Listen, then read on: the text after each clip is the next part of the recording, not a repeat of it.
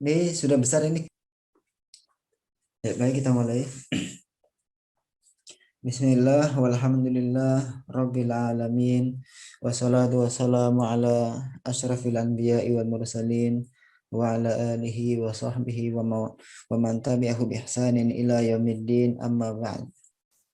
Alhamdulillah pada kesempatan kali ini kita akan meneruskan pelajaran kita latihan membaca kitab Arab. Dalam kesempatan kali ini kita akan membaca kitab Hilyatu Thalibil Ilmi, perhiasan bagi penuntut ilmu, yang ditulis oleh Syekh Al-Allamah Bakar bin Abdullah Abu Zaid.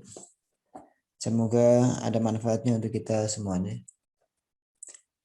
Sekarang kita langsung masuk ke halaman 14, paragraf terakhir.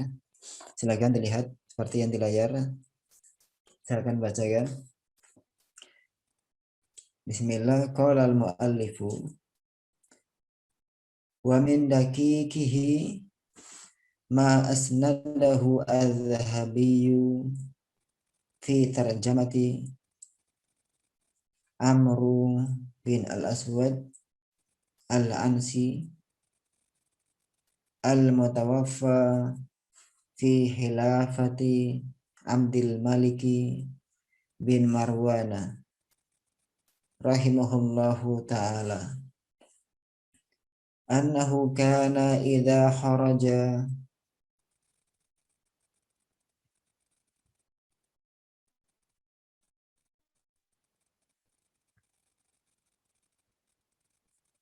minal masjidi qabadha biyaminihi ala shimalihi fasu'ila an dhalika faqala makhafata an tunafiqa yadi qultu yumsikuha khawfan min an yakhtura biyadihi fi mishyatihi fa inna dhalika minal khuyala'i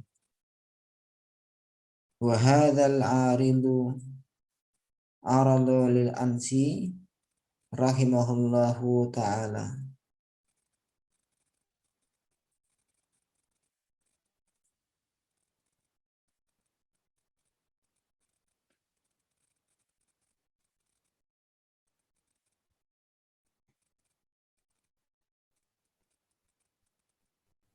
Maaf ini pencet ini.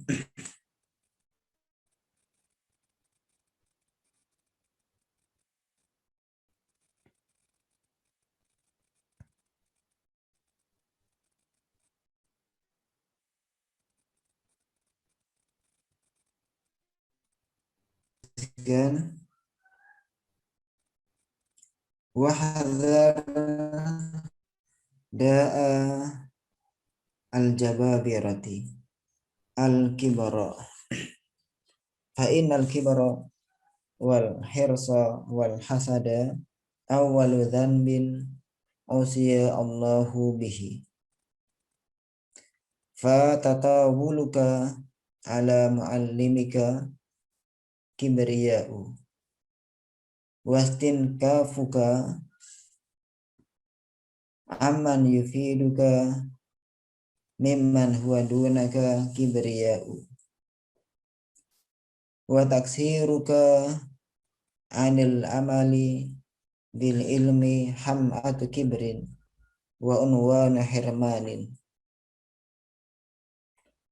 al ilmu harbun lil fata al muta'ali kasaili harbun lil makanil ali.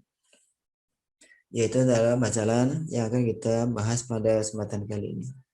Sekarang kita kembali ke awal.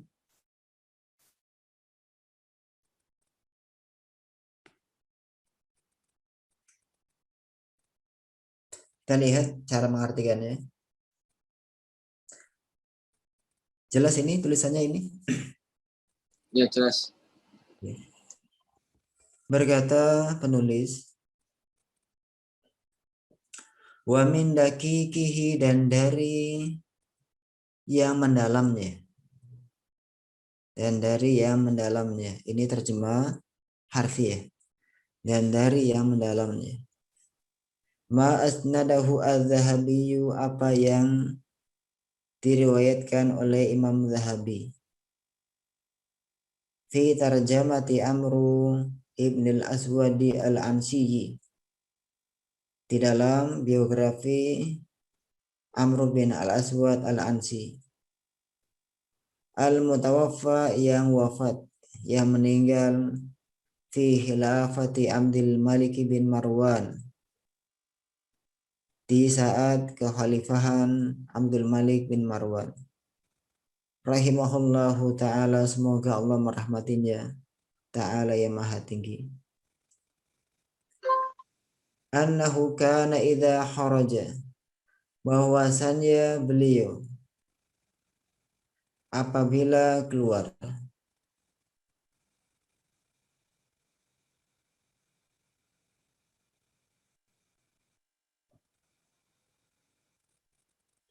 minal masjid, dari masjid, qabala biyaminihi ala shimalihi, beliau memegang dengan tangan kanannya akan tangan kirinya. Fasu'ila an dzalika, maka beliau pun ditanya akan hal itu. Faqala, beliau mengatakan, mahafata antunafiqo yadi, khawatir tangan saya berbuat nifaq atau munafik. Qultu, saya mengatakan, yumsikuha khaufan, beliau memegangnya karena khawatir, min an yahtura biyadihi, dari dia menggerakkan dengan tangan kanannya, fi misyatihi, dalam perjalanannya. Fa inna dzalika minal khuyala'i, maka sesungguhnya hal demikian termasuk daripada kesombongan. Wa hadzal 'aridu, dan kejadian ini adalah arada lil Ansi, terjadi pada al-Ansi rahimahullahu ta'ala, semoga Allah ta'ala merahmatinya. Wahdhar da'al jababirati, dan waspadalah penyakit orang-orang yang sombong. Al-kibra, yaitu sifat sombong. Fa innal kibra wal hirsa wal hasada, maka sungguh kesombongan, kerakusan, dan hasad dan iri, awwalu dzanbin, dosa yang pertama kali, usia Allahu bihi, yang Allah tidurhakai dengannya. Fatatawuluka ala muallimika, maka kelancanganmu kepada gurumu adalah kibriya'u, kesombongan. Wastinkafuka, dan keenggananmu, aman yufiduka, dari orang yang memberikan kaidah kepadamu, mimman huwa dunaka, dari orang yang dia di bawahmu, kibriya'u adalah kesombongan. Wa taksiruka 'anil amali bil ilmi, dan kelalaianmu dari mengamalkan ilmu adalah hamatu kibrin, lumpur kesombongan. Wa unwan hirmanin, dan tanda tertahan, ya, tanda tertahan daripada ilmu.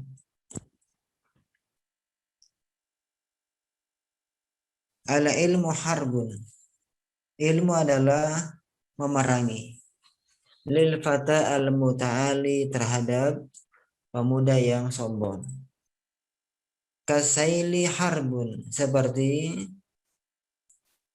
aliran air adalah memerangi, lil makanil ali, terhadap tempat yang tinggi. Itu adalah makna harfiah, terjemah harfiah. Sekarang kita mencoba masuk pada terjemah tafsiriyah, sekaligus kita mengambil beberapa faedah yang perlu diangkat.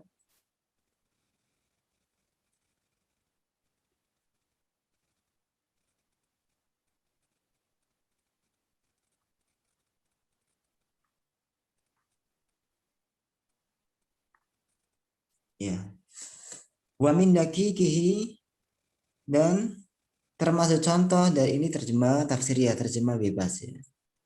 Dan termasuk daripada contoh mendalamnya pengamalan sifat merendah, karena pada sekarang adalah pembahasan tawadhu, menghilangkan kesombongan. Dan termasuk contoh daripada aplikasi akan sifat tawadhu ini pada seseorang adalah apa yang disandarkan oleh Imam Zahabi di dalam biografinya Amr bin Aswad al-Ansi, yang mana meninggal pada zaman kekhilafan Abdul Malik bin Marwan, semoga Allah Ta'ala merahmatinya. Bagaimana ceritanya? Annahu kana idza kharaja minal masjid, bahwasannya Amr bin al-Aswad al-Ansi ini ketika beliau keluar dari masjid,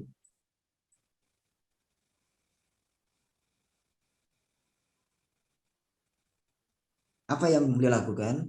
Qabala biyaminihi ala shimali, adalah beliau memegang dengan tangan kanannya apa yang dipegang tangan kirinya, atau maksudnya beliau memegang tangan kirinya dengan tangan kanannya. Ini terjemahan bebas. Jadi ketika keluar dari masjid, beliau memegang tangan kirinya dengan tangan kanannya. Lantas fasu'ila anzalika, lalu beliau pun ditanyakan hal itu. Jadi Amr bin al-Aswad ditanya akan hal itu. Kenapa dilakukan seperti itu? Kenapa keluar dari masjid kok megang tangan kiri dengan tangan kanannya? Ada apa? Faqala, maka beliau pun menjawab, makhafata an tunafiqa yadi. Saya khawatir, saya takut nanti tangan saya malah berbuat munafik. Artinya saya ingin bersikap tawadhu, ingin merendah, ingin menghilangkan sifat kesombongan dari saya. Gara-gara tangan tidak dijaga akan mencerminkan kesombongan saya.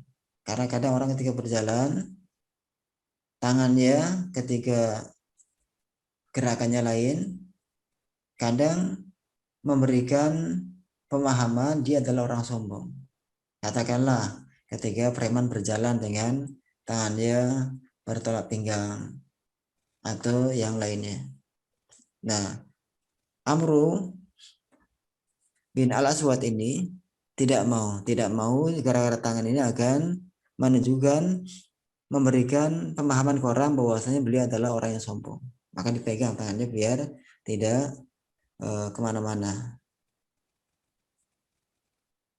Kultu, saya mengatakan, siapa di sini yang mengatakan adalah penulis buku ini, yaitu Syekh Al-Allamah Bakar bin Abdullah Abu Zaid, penulis buku Hilyatul Talibil Ilmi. Saya mengatakan, katanya, yumsikuha khaufan min an yakhtura biyadihi fi misyati. Amru ini beliau menahannya, memegang tangan kiri dan tangan kanannya. Apa alasannya? Khawatir beliau akan menggerakkan dengan tangannya di dalam berjalan, menggerakkan ke depan, ke belakang, ya, tangannya ke depan, ke belakang, ya. Anggaplah ketika umpamanya barisan pramuka berjalan atau barisan tentara berjalan atau polisi berjalan, ya.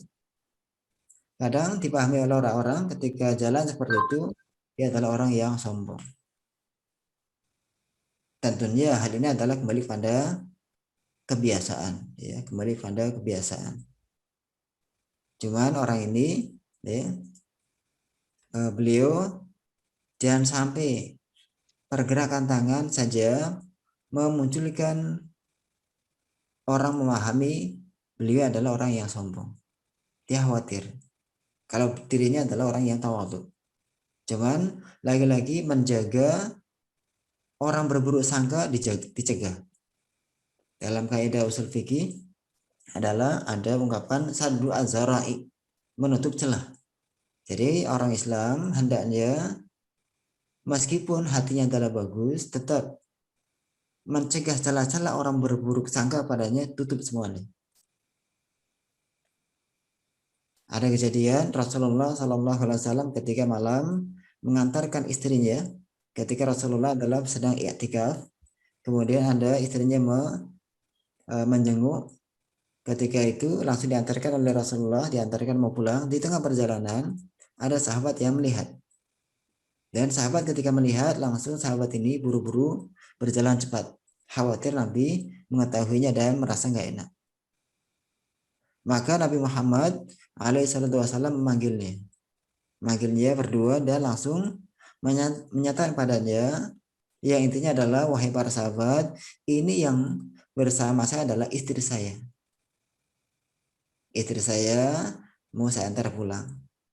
Saya khawatir kalau seandainya tidak seperti ini, tidak menyampaikan kepada engkau, setan akan membisikkan, oh ternyata Nabi Muhammad juga berjalan dengan cewek. Maka ditutup celahnya. Maka dari sini Nabi mengajarkan, siapapun kita, hendaknya kita menutup celah orang berburuk sangka kepada kita. Umpamanya, warnet di sebuah tempat kebiasaannya adalah untuk main game. Maka hendaknya kita menjauhi daripada warnet.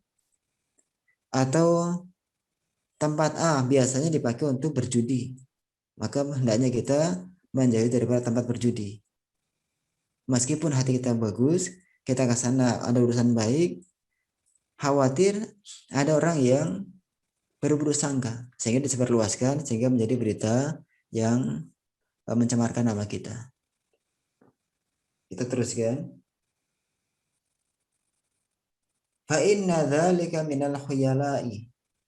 Karena hal demikian termasuk daripada perbuatan sombong.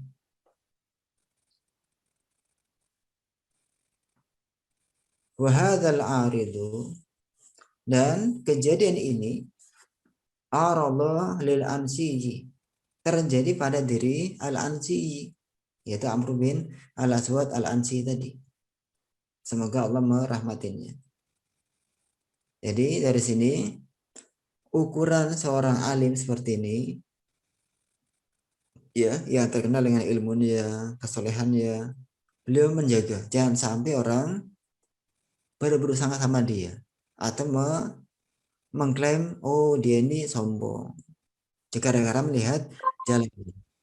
Makanya Islam mengajarkan pada umatnya hendaknya tingkah lakunya, dari cara bicaranya, cara berjalannya, cara menerima tamu, cara muamalah dengan orang lain. Ini semuanya dijaga.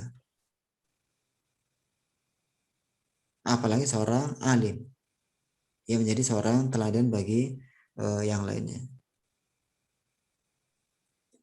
Kita teruskan. Wahdhar da'al jababir, dan hati-hatilah dan jauhilah oleh engkau wahai talibul ilmi, karena ini bahasanya adalah perhiasan penuntut ilmu.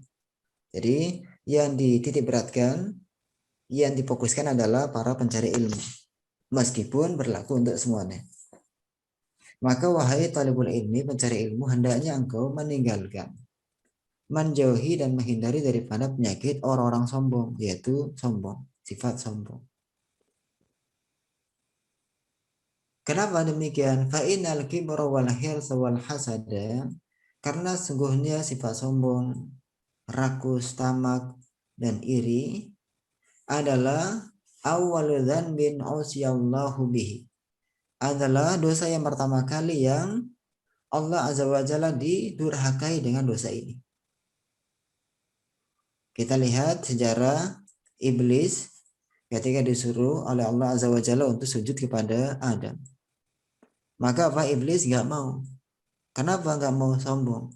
Sombong, merasa dirinya lebih hebat. Karena iblis diciptakan daripada api, sedangkan Adam alaihissalam dari tanah. Menurut iblis, api lebih hebat, lebih tinggi derajatnya daripada tanah. Sombong, karena ada sombong, enggak. Padahal yang nyuruh adalah yang menciptakannya, yang mengurusnya, Tuhannya. Ya. Dia sombong. Kemudian fatatawuluka ala muallimika kibriyahu. Maka kelancanganmu, kamu bersuara keras, kamu lantang di depan guru kamu adalah sudah termasuk ciri kesombongan. Jadi ketika seorang talibul ilmi di depan gurunya dia lantang, bicaranya keras, tidak menggunakan adab berbicara, asal-asalan kalau ngomong, atau berbicara dengan gaya preman, maka ini sikap seperti ini sudah dinilai dengan kesombongan. Padahal Islam mengajarkan, ya, ketika menghadap seorang alim, orang yang berilmu, hendaknya penuh dengan adab. Kenapa? Karena ilmunya, bukan karena orangnya. Ilmu di mata Allah adalah tinggi. Allah berfirman, A'udzubillahi minasyaitonirrajim, yarfa'illahu alladhina amanu walladhina utul ilma darajat. Dan Allah mengangkat orang-orang yang beriman dan orang-orang yang diberikan ilmu beberapa derajat. Di garis bawah, utul ilmi, diberikan ilmu, utul ilma, maaf ya, utul ilma, diberikan ilmu, itu diangkat. Kenapa? Karena ilmu yang sudah diberikan. Allah saja menghargai orang yang berilmu. Maka tentunya hamba-hamba Allah, kita semuanya lebih menghargai. Allah saja menghargai orang yang berilmu. Padahal ilmu ini yang memberikan adalah Allah Azza wa Jalla. Apalagi kita. Kita nggak memberikan ilmu dari Allah, tentunya kita lebih menghargai pada orang yang berilmu. Jadi sifat lantang kamu, suara keras kamu di depan guru kamu adalah sikap kesombongan. Wastin kafuka, dan keengganan kamu. Keengganan kamu, ketidakmauan kamu, ketidakterimaan kamu, amman yufiduka, terhadap orang yang akan memberikan faedah pada engkau. Tapi miman huwa dunaka, tapi orang ini yang akan memberikan faedah pada engkau adalah dia dari orang yang lebih rendah dari engkau. Bisa lebih rendah umurnya, lebih muda umurnya, lebih sedikit ilmunya, lebih rendah derajatnya, atau pokoknya lebih rendah daripada engkau dari sisi apa saja. Gara-gara yang akan memberikan faedah pada engkau adalah orang yang di bawah kamu nggak terima. Akan masukan dari dia, akan kebenaran yang disampaikan, engkau nggak terima. Maka ini adalah kibria, adalah sifat kesombongan. Wa taksiruka 'anil amal bil ilmi, dan kelalaian engkau daripada mengamalkan ilmu, atau engkau nggak mengamalkan ilmu, maka apa? Ini adalah ham'atu kibrin. Ini adalah lumpur kesombongan. Kalau engkau sudah belajar, kita sudah belajar ilmu, tapi kita malas mengamalkannya. Kita sudah tahu ghibah, ngomongin orang adalah nggak boleh, tapi kita malah jagonya ghibah. Kita tahu bahwasannya dusta adalah nggak boleh, tapi kita malah kebiasaannya nipu orang dan seterusnya. Maka ini merupakan ham'atu kibrin, lumpur kesombongan. Kemudian wa'unwanu hirmanin, dan merupakan tanda daripada terhalangnya kita daripada ilmu yang bermanfaat. Jadi kapan kita tidak mengamalkan ilmu yang kita pelajari, kapan seorang talibul ilmi tidak mengamalkan ilmu yang dipelajari, maka itu adalah lumpur kesombongan, dan itu adalah merupakan terhalangnya dia, tanda terhalangnya dia daripada keberkahan ilmu. Boleh saja dia hafal berbagai macam ilmu, hafal dan paham, tapi berkah ilmu nggak ada dia, karena dia nggak mau mengamalkan, ya, tuntutan daripada ilmu, yaitu mengamalkan dalam kehidupannya. Kemudian ada sebuah syair, al ilmu harbun, ilmu adalah memerangi. Kepada siapa? Lil fata al muta'ali, kepada pemuda yang sombong. Artinya apa? Kalau ada orang yang sombong, kalau ada talibul ilmi yang sombong, pencari ilmu yang sombong, murid yang sombong, maka apa? Ilmu gak bakalan sampai pada dia. Bagaimana sampai orang dirinya merasa saya lebih hebat, saya pandai, Ustadz ini bukan apa-apa, guru ini gak ada ilmu. Maka apa? Ilmu yang sebenarnya baik, gara-gara merasa dirinya lebih hebat, gak terima dia. Bahkan ketika di kelas, memang dia nggak mau masuk kelas, sering bolos. Kalau ada kerjaan, nggak mau dikerjakan, dengan gurunya congkak, angku, dan seterusnya. Maka pemuda yang sombong, talibul ilmi yang sombong, nggak bakalan ketemu dengan ilmu yang bermanfaat. Siapa saja talibul ilmi yang ingin mencari ilmu, hendaknya di antara syarat mendapatkan ilmu adalah merendah kepada gurunya. Siapapun gurunya, entah dia orang miskin, entah ilmunya hanya sedikit, entah kekurangan apa saja. Kadang orang ketika belajar pada seseorang melihat gara-gara cacat dikit, sombong, ini nggak nggak pas untuk jadi guru saya. Nggak punya jenggot, ini nggak pas jadi guru saya. Nggak mengamalkan sunnah A, sunnah B, ini nggak pas untuk saya. Jadi gara-gara cacat yang ada pada guru menghilangkan semua kebaikan yang ada padanya, ini tidak adil. Jadi hendaknya ya talibul ilmi siapapun gurunya, sejelek apapun gurunya, hendaknya dia menghormati dan menghargainya. Kemudian kasail harbun, sebagaimana aliran air ini akan memerangi lil makanil ali, terhadap tempat yang tinggi. Jadi artinya apa? Aliran air selamanya tidak akan bisa mengalir pada dataran tinggi. Dia akan senantiasa kepada yang rendah. Artinya apa? Kasail ibarat ilmu. Ilmu akan hanya bisa mengalir kepada orang yang merasa rendah. Kalau tinggi nggak bisa sampai dia. Air nggak akan mengalir ke atas. Yaitu adalah faedah yang bisa disampaikan pada bacaan ini. Sekarang kita akan masuk pada tata bahasa satu aja. Nanti saya tanya jawab. Yang mau bertanya, tanya. Di sini yang diangkat adalah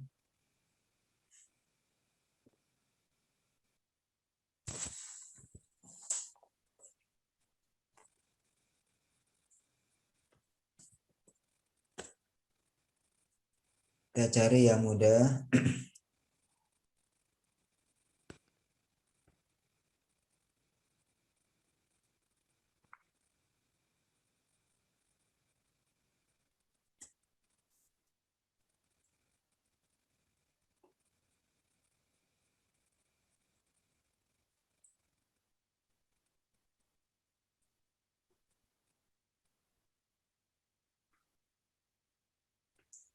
Yang mudahnya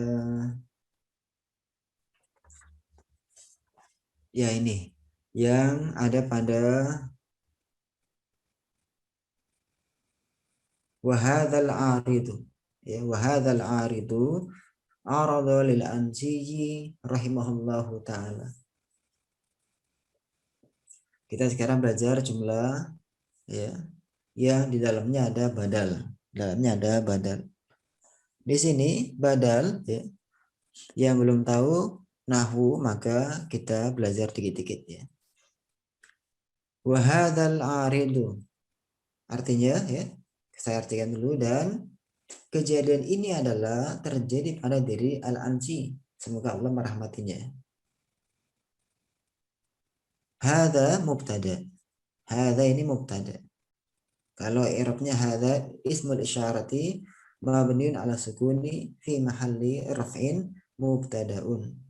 Dia sebagai mubtada. Nah, dan dia sebagai mubdalun minhu. Mubdalun minhu. Al-aridu badal. Ini adalah badal. Badalun daripada hadza. Badal artinya apa? Pengganti. Nah, badal dalam kalimat sempurna mau dibuang badalnya atau mubdal minhunya, maka kalimat sempurna tetap sempurna. Artinya kalau mau sama mengatakan atau kita membuang, hadza dibuang langsung, wal aridu sudah. Wal aridu aradu lil ansi, ini sudah kalimat sempurna. Atau wa hadza aradu lil ansi juga sudah sempurna. Jadi badal ketika dibuang badal ataupun mubdal minhu jumlah tetap benar. Ya, itu saja ya. Biar kita nggak pening dalam memahami badal. Sekarang tiba saatnya tanya jawab. Silakan yang mau bertanya tanyakan.